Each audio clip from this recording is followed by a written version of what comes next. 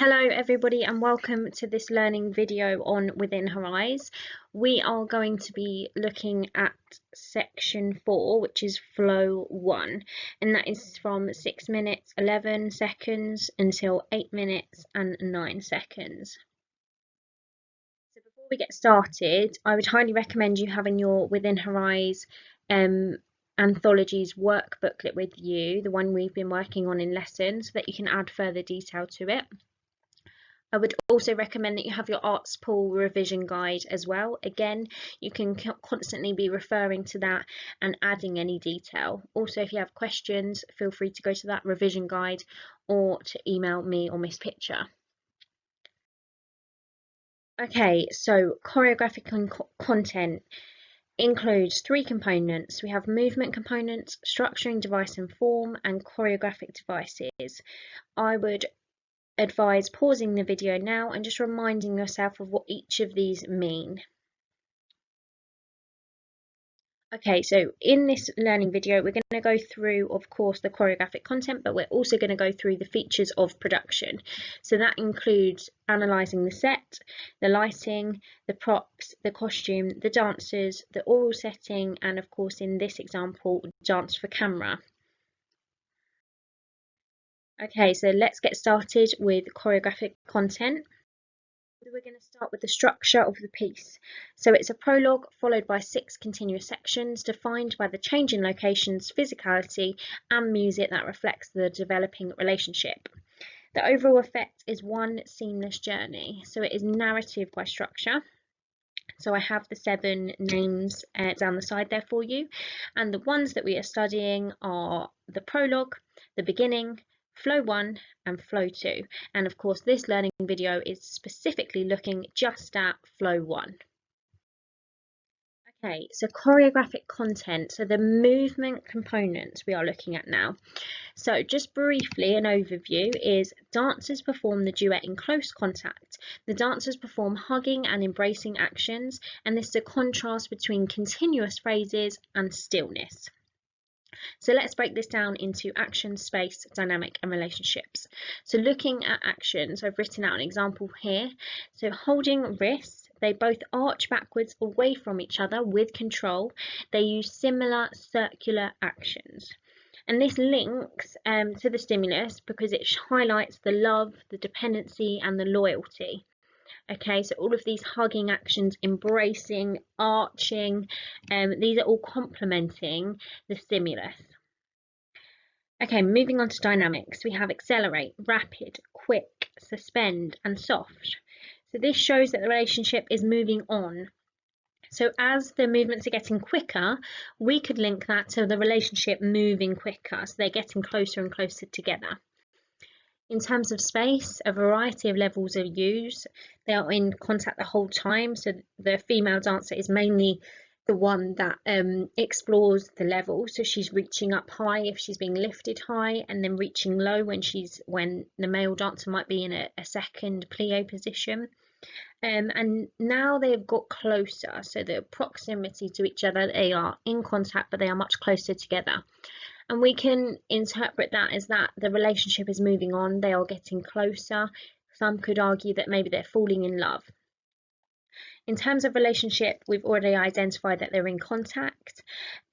Some mirroring moments happen and some complement moments happen. So that example that I spoke about in actions where they're holding the wrist and they both arch backwards away from each other, that is a moment of complement. And this demonstrates the idea of growing feelings and shared affection for each other. Okay, so the choreographic devices, one main one highlighted in this section. So it's the choreographic device of contrast, so where movements have nothing in common, they're the opposite to each other.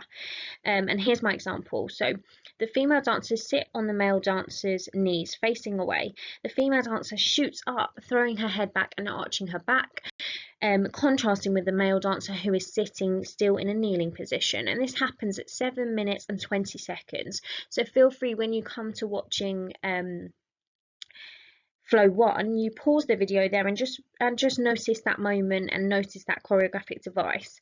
Of course, there are other choreographic devices, so I do encourage you, when you do watch it, if you see a really obvious example of repetition, for example, that you make your own notes. And remember, choose things that are going to be memorable for you, so that when you come to the exam, your brain goes to your examples, essentially. But how this contributes is kind of the theme of reaching away towards someone from the past is shown here.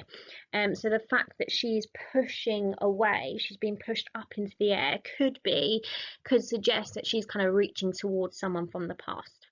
But because they are in contact with each other and he's constantly supporting her, it does always look like they have shared feelings of affection and they are kind of in a relationship together. And the female dancer leads this action, so she is the one that's kind of projecting herself up into the air, throwing her head back, so she's still suggesting that she is in control. Okay, let's move on to features of production. Okay, so we'll start with aural setting. So we have the underlying trembling strings, yeah, more harsher strings than we've seen in the beginning. And these are contrast with the quieter piano. And the aural setting does build across this section and generally builds to like a peak or a climax. So how this contributes. So the increase in pace complements the shift in dynamics from the choreography. So it has a direct correlation with the choreography. The movement is getting faster, the dynamics are accelerating, therefore it complements with the aural setting. The piano provides a calmer, tender moments, again reflecting the overall narrative of their love story. And the strings are building tension towards the end of the section, so it's building up, so you kind of expect something more dramatic to happen, so that makes you more engrossed in watching flow one. Okay, so looking at the set, so this is the first time we see the forest. So obviously they've changed location from the beginning where they're on the cliff top, and now in flow one they are in the forest. And that's a trick I like to use because I know flow one, flow two, kind of the only thing that's different is one's called 1 and 2. But within her eyes, I like to think of the setting, because that always then helps me and triggers me to visualize the actual section. Okay, so make sure you think of the prologue, she's in the graveyard, she's in the street. The beginning, she's on the cliff top, and now we're into flow one. Right, this is where she's in. They're both in, sorry, the dense forest. So that's just a little trick I've picked up. But back to describing it. As we can see there from the picture, it's a lot darker now. And the colours we can see are a dark green, and a brown. Like there's slight bits of black of the tree trunks. But notice how the light is kind of trickling through the trees because it's kind of protected by that denser forest. And how this contributes is the more enclosed performance kind of environment signifies that a relationship is becoming more intimate and maybe suggesting that time has passed. So the forest is a lot denser. So just comparing that in your mind to the open cliff top, we can see a clear difference there. Okay, the use of dancers in flow one. So the male dancer is responding to the female dancer's needs. The female dancer looks at the male dancer, so she's becoming more open. Yes, they're still in contact with each other. Yes, the male dancer is responding to the female dancer, so the female dancer is still in control, she's still leading. So how this contributes. So of course, the two dancers clearly tells us that love story that's still happening. The male dancer is supporting the female dancer physically, so he is physically lifting her and performing the contact, but also emotionally in her journey. The female dancer is slowly letting the male dancer into her life, and we can notice that by the fact that she's looking at him more and closer in contact with each other. Okay, so use of camera. So the camera weaves between the trees, almost like it's discovering the dancers, and almost like you're not meant to be there. And there's close-ups of the female, so this is where the close-up shot is used of the female dancer. So the close-ups change to a more intimate mood when you see someone that close. It feels very personal, so it's more of an intimate mood. The camera movements link to the setting, as in flow 1, when in the forest, the camera weaves as if it's dodging the trees. So it clearly links there with the setting. It's not just moving on a track towards them, it's like it's encompassing the trees around it because it's dodging them and moving throughout them. The camera here directs the viewer's eye, so we are seeing what the choreographer wants us to see. So maybe when we see a moment of just the female dancer, when it's a close-up shot, that's because that's what the choreographer wants us to see at that moment. In this section also there's a change in the range of shots, so it links us to knowing more about their relationship. So when we are closer, we feel like we know more about their relationship. So when we do have those close-up moments, it feels like kind of we're not meant to be there, but also we're involved. We're right there, we're close to them. Okay, moving on to lighting. So we can see from that picture there, really nice picture that shows the kind of natural lighting on the floor there. So it's filtering in, you can see the light patches and you can see the dark patches where some of the taller trees are obviously blocking the sunlight from getting through. So some of the pockets there are slightly dimmer and some of them are kind of lit up. But obviously how this contributes is that the natural lighting matches the outdoor space. So what I mean by that is we're not seeing like a blue spotlight come through that kind of is like, where did that come from? It's all naturalistic, it's all from the sunlight. The lighting provides structure because we know that it's getting darker towards the end of the piece. So there are now dark pockets in this section in flow 1. So it is beginning to creep in and get darker as we move through the work.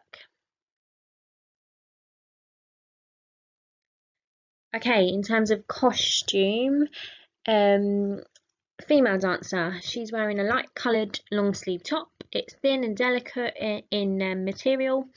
Some could describe it as a blouse, that's absolutely fine. It's buttoned up all the way to the top and she has kind of a slight collar as well to the blouse. She's also wearing a cream thigh length skirt and she has shorts underneath and she doesn't wear shoes. Whereas the male dancer is in dark and earthy colours, so a complete contrast between the two dancers. He is in a long sleeve jumper and long jean trousers, and he does wear shoes.